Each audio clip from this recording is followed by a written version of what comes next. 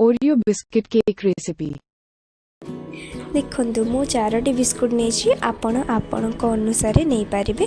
तो first biscuit गुड़े को पॉकेट रू बाहर कर देकी बिस्कुट रो जो क्रीम गुड़ाक ताकू आम बाहर करके गोटे अलग बाउल रे रखीदे बिकज ताको भी आहरी कम लगेबार अच्छी ना।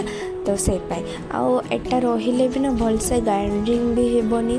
तो से क्रीम गुड़ा को बाहर करके सब बिस्कुट को भल भाव में ग्राइंडिंग कर जमी बिस्कुट रही पूरा जमी ग्राइंडिंग हो भलरे सेमती ग्राइंडिंग कर आनबे।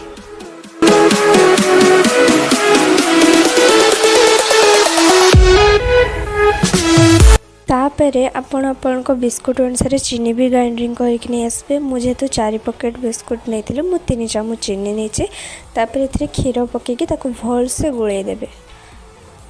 तापरे आमे जो क्रीम गुड़ा काढ़ी रखिलु ताको किसी क्षीर नहीं कि मुझे अधिका क्षीर नहीं देछि आपण गोटे कम नहीं कि ताको गले के रखीदेबे।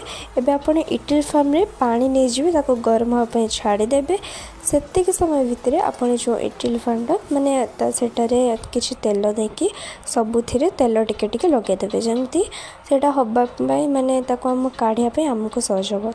तापरे गोटे पॉकेट इनो नहीं जो आम बिस्कुटा गोल रखते से पकईकि ताकू भल से गोल दबा जमती इनोटा बिस्कुट से पूरा मिक्स होदेले सेटा फुलबारे साहाय्य कर।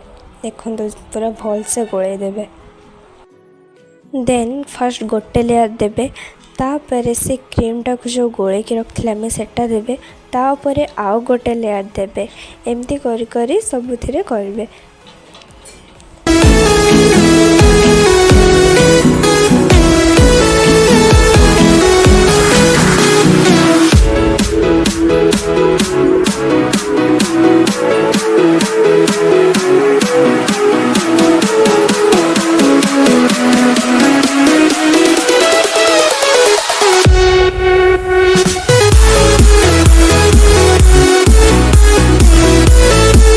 एबे से इडली फार्म में रखिकी ताको ढांका देदेबे आको हाएस्टली 10 ରୁ 15 मिनिट रखिपारे हेल्ले जल्दी भी हो जाए।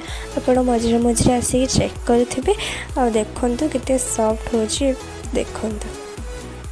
आउ हाँ आपण मैंने ट्राई करके निहाती खाइबे। सो जदि वीडियोटी भल लगे ताहले लाइक शेयर सब्सक्राइब कमेंट करने को जमा भी भूलिबेनी। Follow for more Tata.